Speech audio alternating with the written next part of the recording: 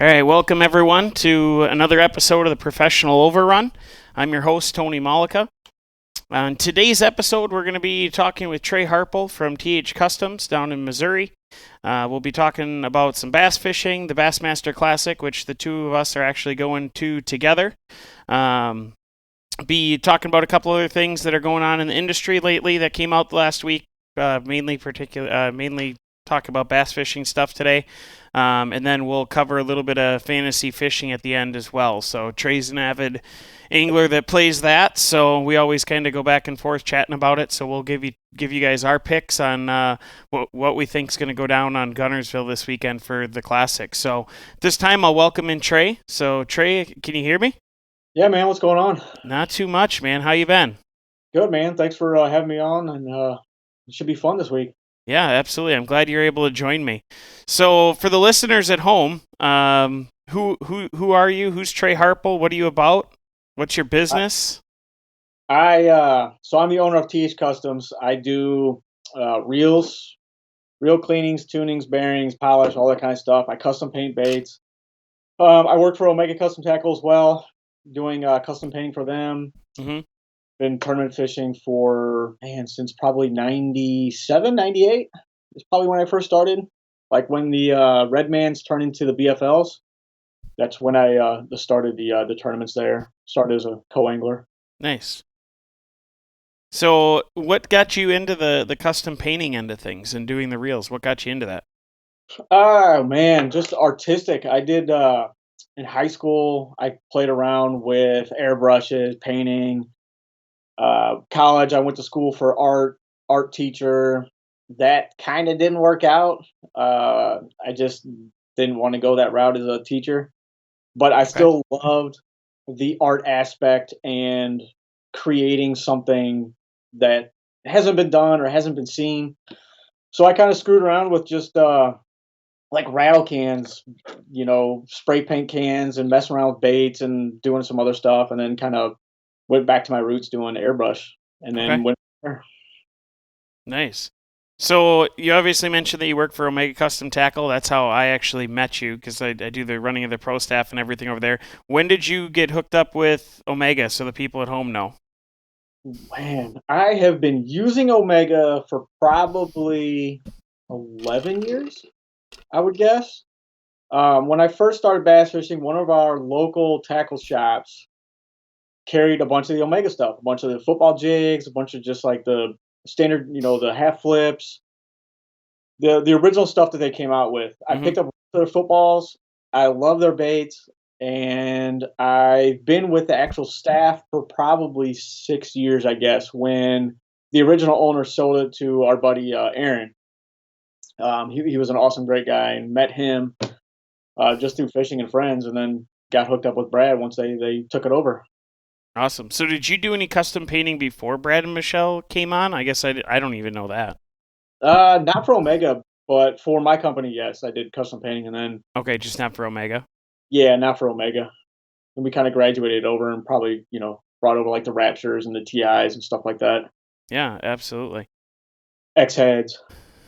Yeah, you definitely do some good work. I know I've sent you some reels. I do a little cleaning for myself on the side and stuff, but you're definitely the man that knows what to do with a reel and how to make it perform a little bit better.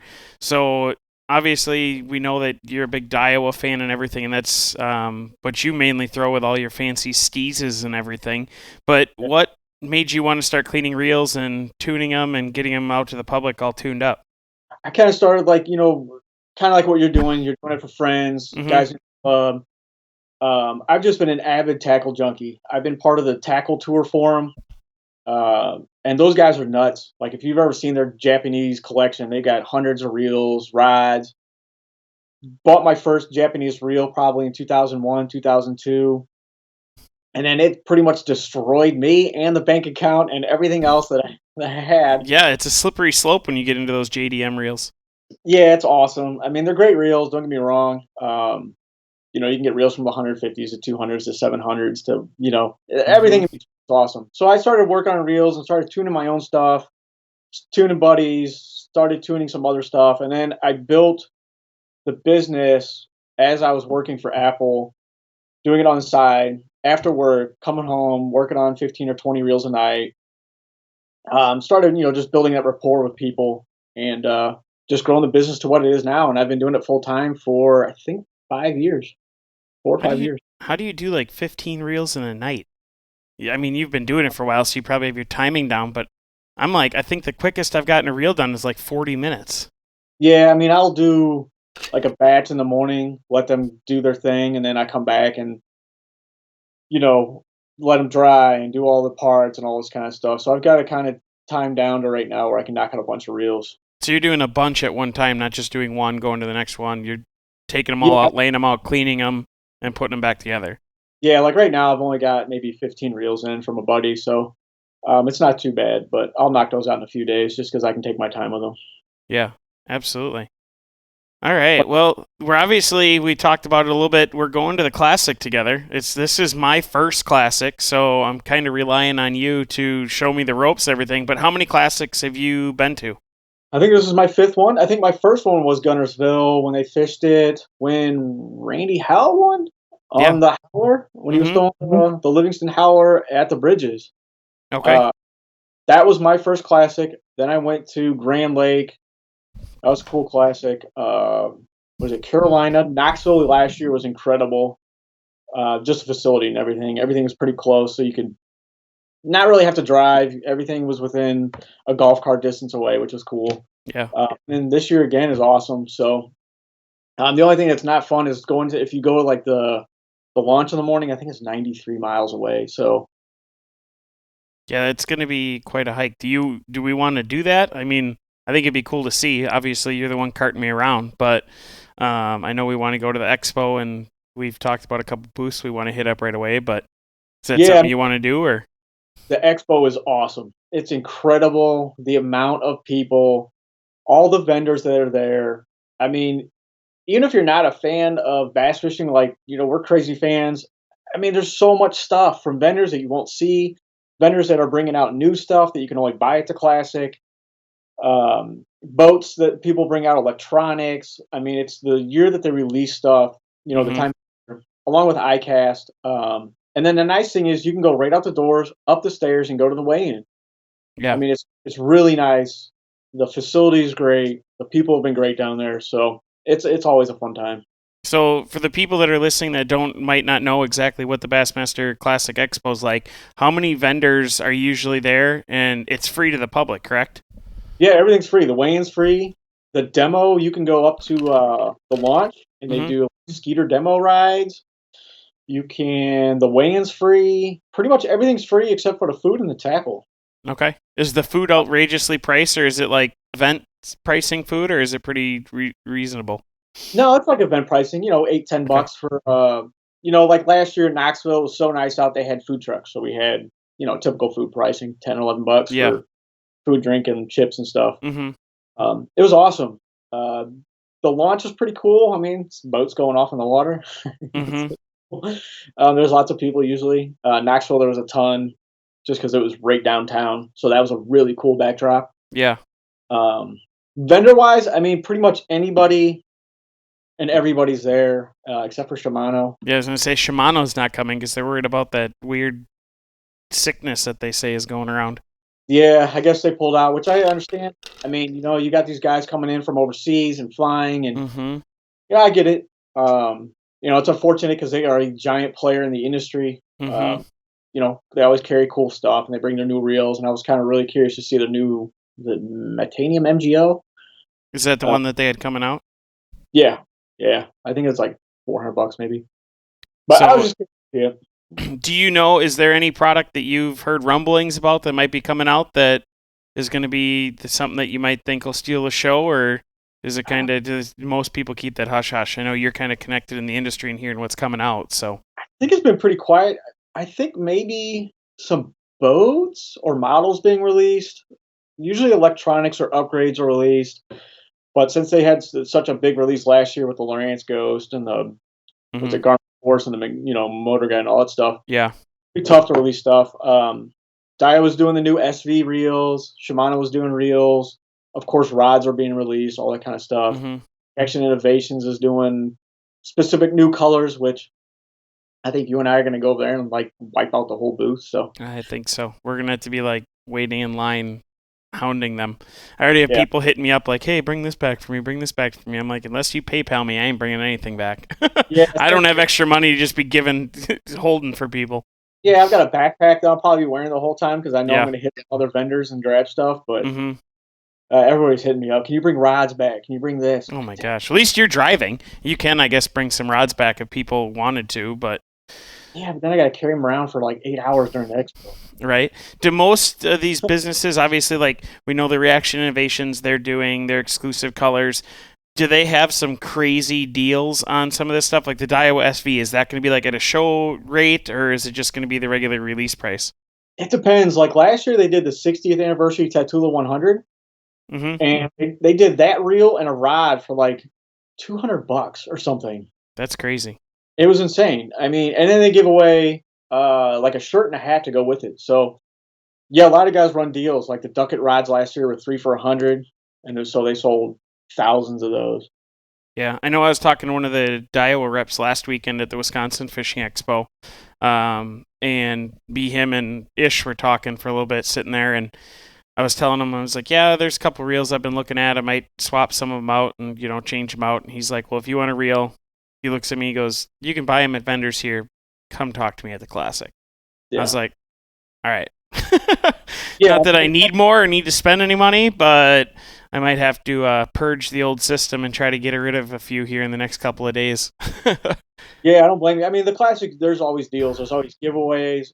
I mean, you'll walk around with a bag full of just stuff. Like you can register to win shirts and bags and Hmm. tackle, trolling motors and everything. I mean, it's the weekend of the year for the biggest show of the year. It's Yeah. awesome. Yeah, and I think there's going to be a lot of cool boats. I know you mentioned there's like boat releases. I think Kymus is releasing a new model that they've done for a flats boat and bass boat, I think is what I saw online. I'm sure there'll be some other boats coming out too, but I think the one that I saw today that I'm most excited about is Brian the Carpenter's bringing the Ike tiny boat. And Oh, me and my little bass tracker, I am excited to see that little tiny boat.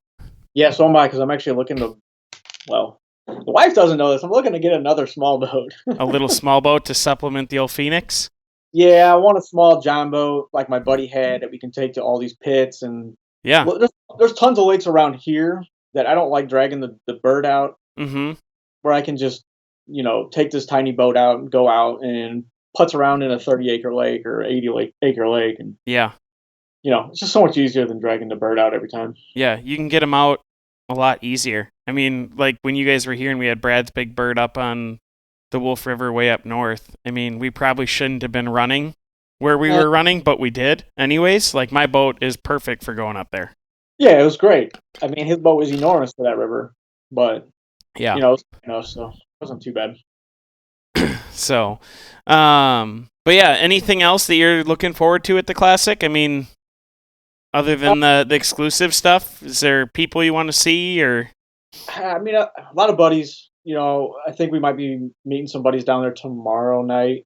Okay. Uh, just seeing guys like, Brandon and Ish and, a bunch of other guys that I don't get a chance to see all the time Mm-hmm. unless through town or whatever. So it's always a fun time to just catch up with guys. They're Dio reps, Shimano guys, Josh Douglas, all those guys. Mm-hmm. It's just a fun time. I mean, it's everybody in the industry. Hopefully, I know there were grumblings of like some MLF guys weren't going to show up and blah blah blah. I mean, you're missing a big opportunity to just touch base with fans who are just fans of the sport. Mm-hmm. That's what it is. It's bass fishing. I mean, Yeah. it doesn't matter what league you fish. It's still bass fishing. Yeah, I was listening to the Angler Channel podcast this morning on the way into work, and those guys were talking about they put the over under on it. Like one of them put 10, one of them put 15 for MLF guys that are there. I don't know. I feel like it might be more. I mean, they still have sponsor obligations. Yeah, Duckett and MLF don't want them there, but Right. like, do you think Duckett's? I don't know. I haven't looked at the vendor list or if they've even released one. But isn't Duckett going to have a rod or a booth at the Classic? I would think it's a huge moneymaker for them. Yeah, yeah, I'm sure. And he'll probably be there just because everybody else in the industry is going to be there, like the big Yeah. just big companies that he's a part of. So he'll probably be around. Like it's great for for you and I and the fans of the bass fishing industry to see Kevin Van Dam and Edwin, Mm-hmm. all these other guys that aren't fishing the Classic but are at the expo. Aaron Martins. I mean, when they're fishing the Classic, you never get to talk to them, and they're out fishing, doing their thing. But now everybody can talk to them, so it's Yeah. great for fans. Like, it's going to be crazy. It's the 50th anniversary, so Mm-hmm. be a lot of people there. Yeah, I feel like everything going on. I mean, even with the change and everything. Like when I talked to Ish last Saturday at the show, I didn't get to chat with him too long, but I was like, "You gonna be at the Classic next week?" And he looks at me, he's like, "Bro, yes, I'll be at the Classic."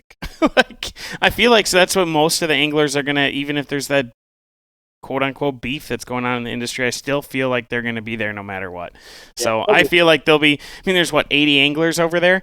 I bet you 40 of them will be there. Like David Dudley made a whole video on his YouTube channel about the Classic. Yeah. Like he'll be there, I bet you'll see 85% of the guys there. Yeah, I would think so. Fletcher Shyrock? I don't know. He might not want to be there. Although his brother Hunter has a decent shot at maybe winning this thing. I mean, I think he's one of the favorites that's not really talked about a lot. And Gerald Swindle talked about on one podcast I was listening to that he's been doing his homework ever since he found us on Gunnersville. Anytime he could be on the lake, he was there. Like, he wants to make a run at it, and we've all talked about it, too. I mean, Hunter's the real fisherman out of that family, so not to throw shots at anybody, but... I've met Fletcher. I met him a couple years ago, and he was mutual friends with a buddy of mine, and, whatever. But I will say, like Don Barone even said, there's 50-some guys fishing the Classic that have never won the Classic. Yeah, it's unreal. I think it was like 23 or 27 rookies that have never been there. It's going to be awesome. It's going to be a cool event. I mean, we'll obviously get into some of the anglers here in a little bit when we talk about the fantasy fishing. But I think it's definitely going to be a cool event. Someone's got to win it. So someone's dreams are going to come true this weekend. I'm just excited to be able to see the emotion that goes through everybody that goes across that stage, winning or not. So. Yeah, it's a cool event. I mean, $300,000 for first, plus you get years of just publicity, and it's going to change their life. If a rookie or young guy wins it, they'll be set up for the Classic. I've got my favorites that I want, guys that I want to win. Then I've got guys that I'm like, all right, I should pick them because they'll probably do well. Mm-hmm. Yeah, it's so hard when we get into that fantasy part. It's so hard to pick anglers for this because as much as I hate the term swinging for the fence, that's what everybody's doing with this tournament. It's 5. They're fishing for 5 bites that day. That's all they care about. They want the 5 big bites, and that's all they're going for. They're getting paid $10,000 minimum, whatever, to show up. Yeah. So might as well go find your 5 giant fish, 30-pound bag. I hope somebody brings in 30 pounds. I think it'll happen. I know they've had a lot of rain and the river's high. I seriously think a 30-pound bag is going to happen, and it's probably going to be anchored by maybe a double digit. Yeah, I mean, I've been seeing some pictures of guys down there. They were there last week, and they're catching 8s, 7s, 9s. I'm like, man. And they're pulling the water hard. I think they might be getting more rain tonight, but I think it's supposed to be good the rest of the weekend, so it should be fun. Yeah, it'll be a little chilly. I think takeoff for like 2 days is going to be in the 30s, but it's supposed to be in the 50s and maybe low 60s, I think, for the first 2 days or something like that, or 54 is a high, I think, on Friday.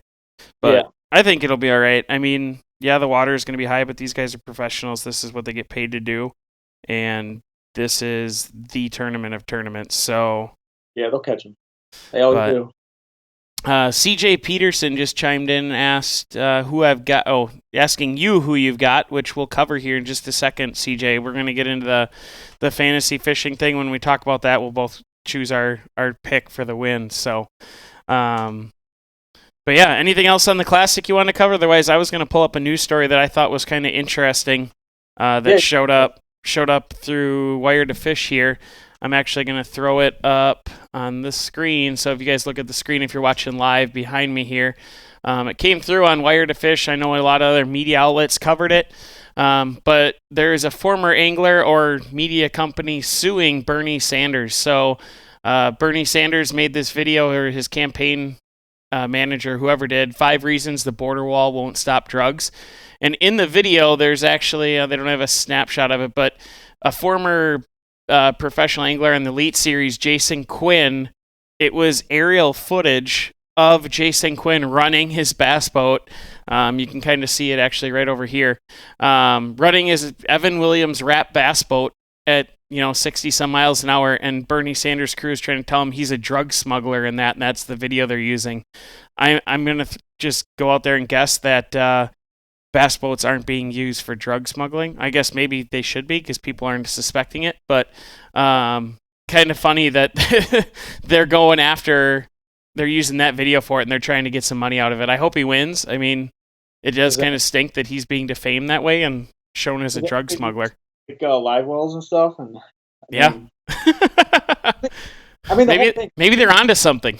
I mean, it's nuts. When I saw the article, I'm like, really? So I watched the whole video, and it's like a 3-second, clip of him, and it's not even in saltwater. Like, they could have done like a Miami Vice shot or something of like a big offshore boat, but they, for some reason, thought a bass boat going across the water was a great idea. Do we know? Oh, there it is. I just found it here.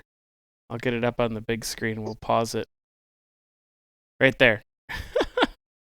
So this is the clip everyone was talking about here. He's in his Evan Williams boat, and we'll do this here and hit play. But yeah, they're speeding boats. They get faster with more speed or whatever, and it's, I don't know. I think it's comical.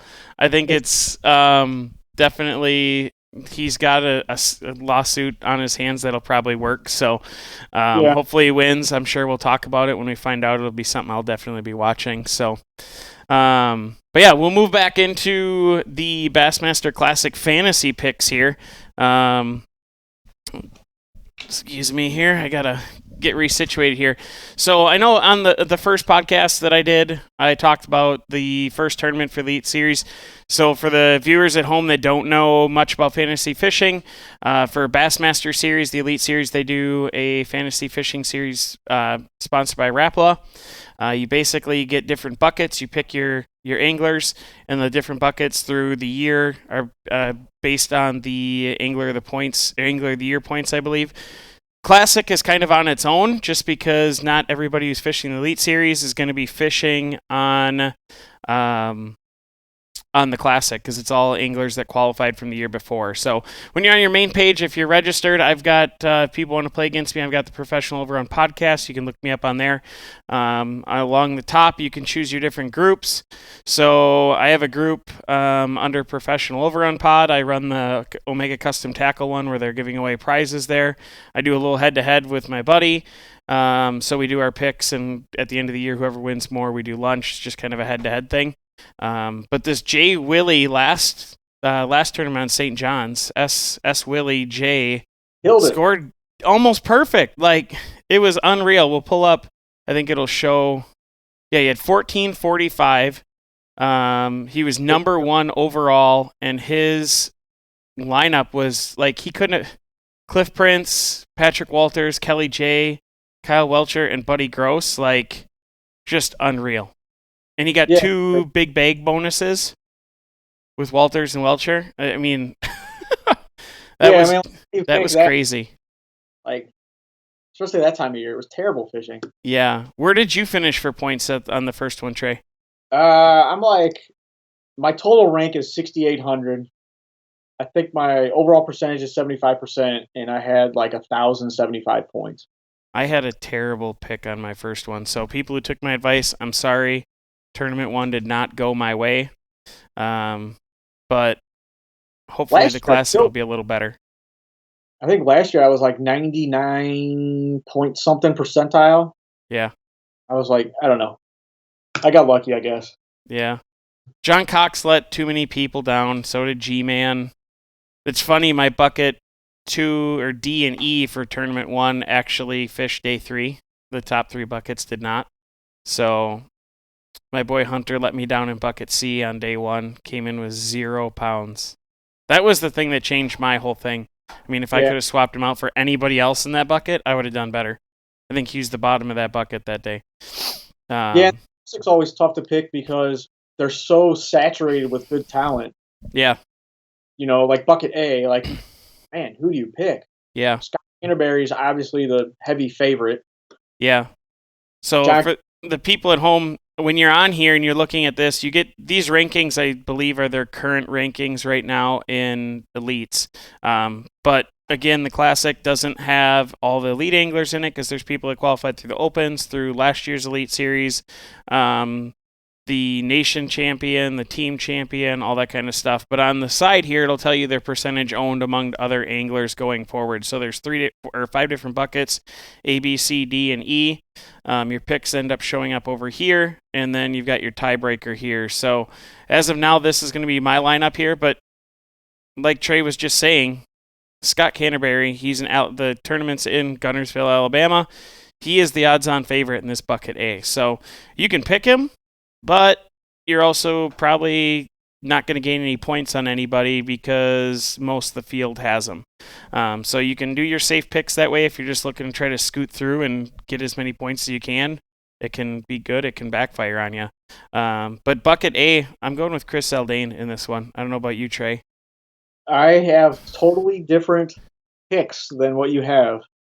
Perfect. Which is, we don't have too many going the same then. So I think Chris Zaldain, he's been close so many times.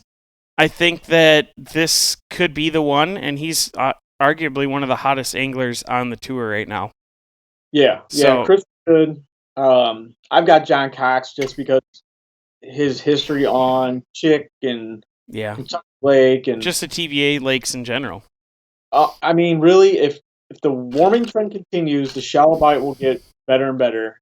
Mm-hmm. He will, but if a cold front comes through like we have today, it'll probably kill me on my pick. Another good pick though is going to be Brandon Lester. It's funny that you say that because he is actually. I have a second account that I just do my flyer picks on, and that's my flyer pick is Brandon Lester. He should do pretty well. He's pretty versatile. Cold water, water. He should be. I mean, my favorite is Seth. I hope Seth destroys everybody. That'd be awesome. That would be awesome. There was another one another podcast I was listening to talking about Seth, and someone's like, "Oh, you're picking him. That's just a homer pick because you're friends with him, whatever." And they're like, "He never does good in the South." I'm like, Seth can catch him everywhere. He's just had some bad luck down south, so don't count him out. I think he knows how to cold water fish. He's from Bloomington, Minnesota. Like, he fishes up here as soon as he can. And he knows how to fish the grass. Like, his home lake up in Minnesota, Minnetonka, is it's grass everywhere. Yeah. Comes down south, and it's grass everywhere. So yeah. He did well in Florida. I think the other two that I think might be a sneaky pick are these two in the middle here. Bill Lowen and Matt Herron. Matt Herron's Alabama guy, and I think that's the only reason he's at 6.4%. Otherwise, most people wouldn't probably pick him. But Bill Lowen's fishing well. He finished last year well. I could just see him being the sneaky pick in bucket A and totally blow someone away and put him towards the top of the points. Yeah, if there's a crankbait bite or trap bite, he'll kill everybody in that bucket. I know their guys will catch them on square bills and traps and jigs and swim baits, and it just depends on how it sets up. Same with like Keith Combs, crank and bite. Yeah, should be good. Jimmy Harden, though. Bucket A is stacked. I mean, it's a tough one. It's definitely going to be a tough bucket to pick, and this could be the make or break bucket for you because I think all the other buckets are a little more evenly stacked versus. I mean, not evenly, but you have a little bit more odds on favorites than some of those other ones. But so as of now, I'm going with Zaldain. You're going with Cox, right? Yeah, for right now, I might change it up tonight though before I leave. Well, we have till Friday morning when they launch. So I think it says on the main page like a day and so many hours. So moving on to bucket B, I'm going with Paul Mueller. He is a little bit higher percentage owned. He's, I think, the highest in this bucket. But I think the only other person I could see in here that I would really want to pick would maybe be Mark Menendez or John Cruz. John Cruz probably he's my 1B. John Yeah. Cruz. Yeah, I mean, so he won it, or he won last week or whatever, last tournament. Yeah, It's hard for a guy to win back to back. it is. But I Um, mean, he's also I'm gonna go to his he's done page here. Didn't he take like second or third at the last Yeah, he had the Classic at biggest bag. Gunnersville? He had like the biggest bag. It was like 30 something pounds. So yeah, that's why it's tough. John Cruz, like I've got Chris Johnston, which I don't know. I might keep him, go to Brandon Cobb or Cruz or somebody, but I was hoping one of those northern Canadian boys would do well. So Yeah, I mean the lake has changed a lot in 6 years, but yeah, he could definitely. I mean, he had 66 pounds on Gunnersville 6 years ago. yeah. So I don't know. He might have a grudge against that lake and blow everyone away, but Yeah. that's who I'm going with. And you said who are you going with again? Currently, I have Chris Johnston, Okay. but just because he's a grass guy too, Mm-hmm. and he's a really solid guy. Yeah, the Johnston brothers are good. I mean, those aren't they. Again, it might be cold water again, so going with like Fighter Johnston might not be a bad pick. Right. I mean, there's so many good guys like Brandon Cobb. Drew Cook could do well. Stetson Blaylock's pretty solid across the board. I mean, Yeah, he and won 8. Menendez knows that whole waterway better than Yep. most. I Yep. And mean, he's a full water guy too. mm-hmm. So So I had heard someone say Caleb Summerall could be a sneaky pick at 1-6 if you totally want to get risky. I think that's who I have in my I'm gonna risk it bucket, but yeah, I mean, man, if he does decent, if he makes a top 20, yeah, you're gonna get a lot of points. So absolutely. So top, bucket C, now you're getting into guys that have like no classic experience, no championship experience. So my pick, I went with an Alabama guy and a guy that is familiar to pressure on a big tournament. That's going to be Clint Davis. I went with Patrick Walters. I'd Okay. probably switch him because he is so valued. Yeah, he's at 30.7, Yeah, which I he's think is fine. the highest, and it keeps going up. Yeah. So I might be dumping him. Yeah, I mean, David Mullins could be a good pick here. Again, another Canada guy. You could just go straight northern guys and go Gusty down in bucket C. Yeah, Again, we kind of talked about it earlier. Hunter Shryock. David Mullins might not be bad just because he's from Tennessee, and that's pretty close. So Yeah. So Brandon from Card. yeah, I know. I think G-Man when he was on, I think it's the Bassmaster podcast. I devour podcasts like crazy, but I think Hunter is G-Man's favorite for the show. Man, that'd be awesome. I mean, that dude puts in the time. He does some cool videos too. Yeah, this 24/7 series is awesome. So, yeah, I I mean, at 13.4%, I'm cool with taking Clint. I mean, he's got big tournament experience. He's from Alabama. I think he's got to do the best in this bucket. But again, they're all professionals. They're all quote unquote swinging for the fence, so anybody can take it. But that's who I'm gonna go with, this Clint Davis. awesome. Bucket D. You've got a bunch of southern anglers in here. I think the furthest north is Diploma. So I know I've been reading some articles that he's been on some decent fish for this week so far during practice. Shane LaHue is who I'm going to go with, though. Something just tells me that he's going to do well in this bucket. I know he's from North Carolina. He's only at 4.7. But I kind of went with this pick down in bucket D to try to hopefully gain some value. I don't necessarily like picking the high percentage guys in D and E all the time. Right. I like to try to pick people that are going to finish probably top 20 or so for points. And I think LaHue's got one of the chances to do that looking at all these guys in this lineup here.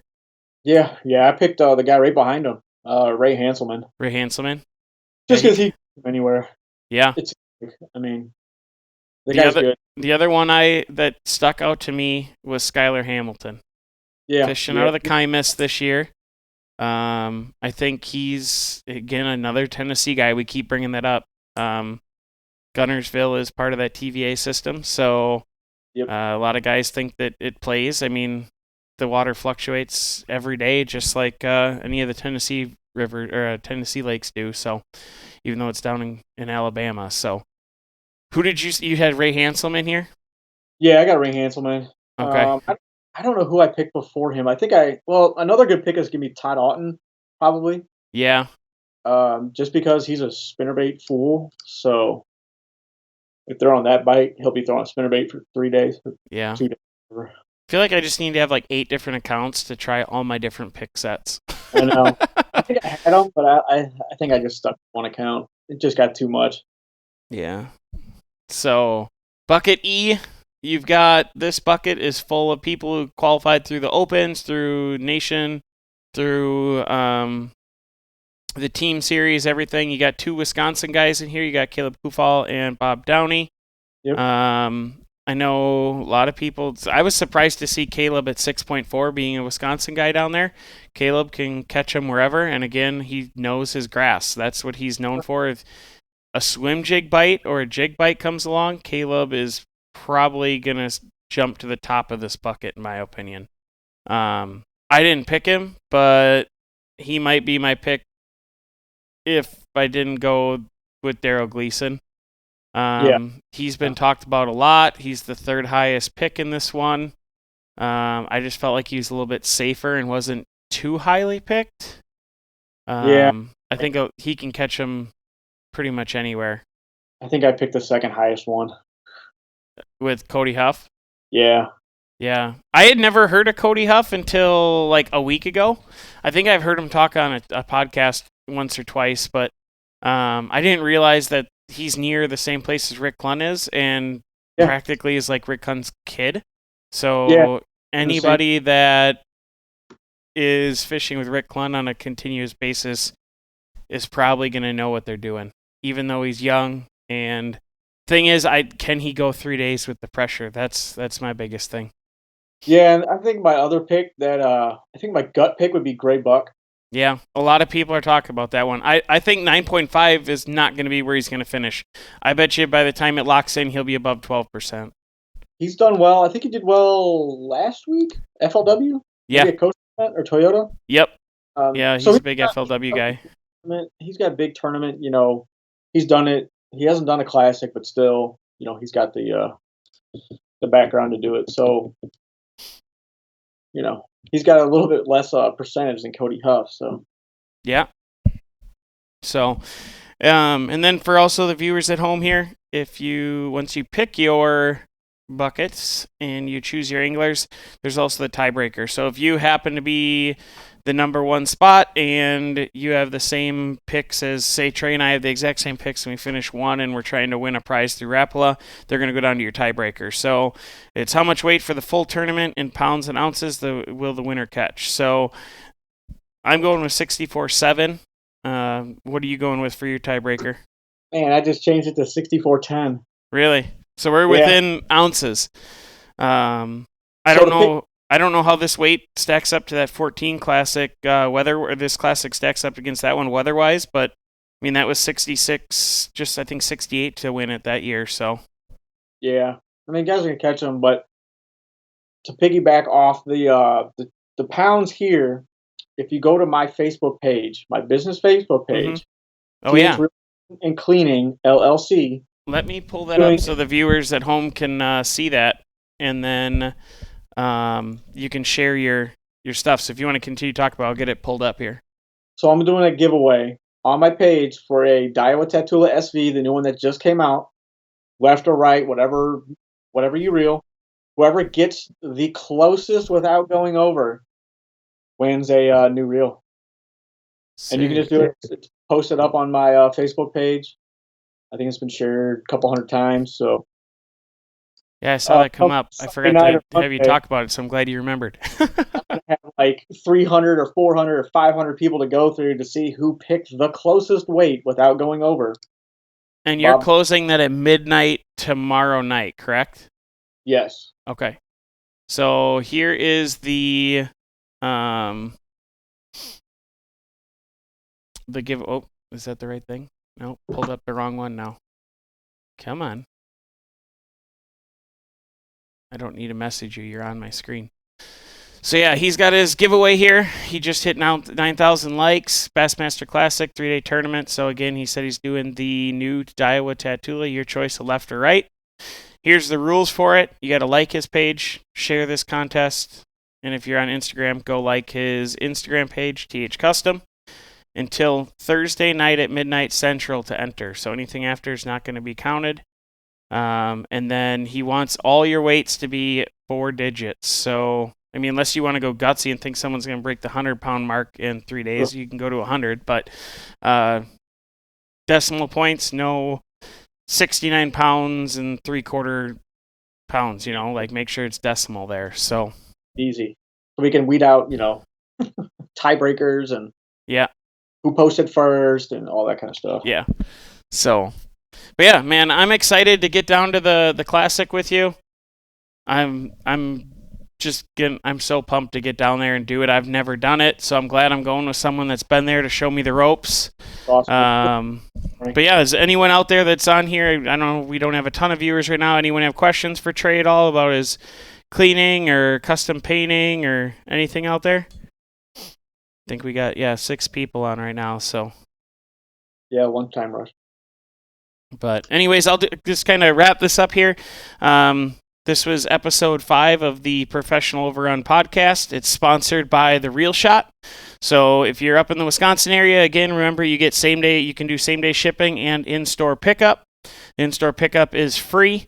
Make sure you go over to the website, check out all the deals they got going on. I believe they have all leftover ice fishing electronics 15% off, and a lot of other deals to close out the ice fishing year. They're starting to wrap up the floor to expand to open water season. We've got some coming. A couple places, rivers and stuff have opened up. I'm sure with the nice weather this weekend up here in Wisconsin, we're supposed to hit 60 degrees, I believe, on Sunday. I'm sure the Fox River up in De Pere is going to be hammered by a bunch of people going out there for some walleye fishing. So everyone be safe out there on the water. And Trey, I will see you tomorrow at about 2:30 at the airport when you come pick me up. Yeah, man, it should be a good drive. Perfect. All right, man. I appreciate you coming on. And all the viewers out there, stay safe, and we'll see you next week when I recap the Classic and have another guest on. Appreciate y'all. Man, see you tomorrow. Talk to you later.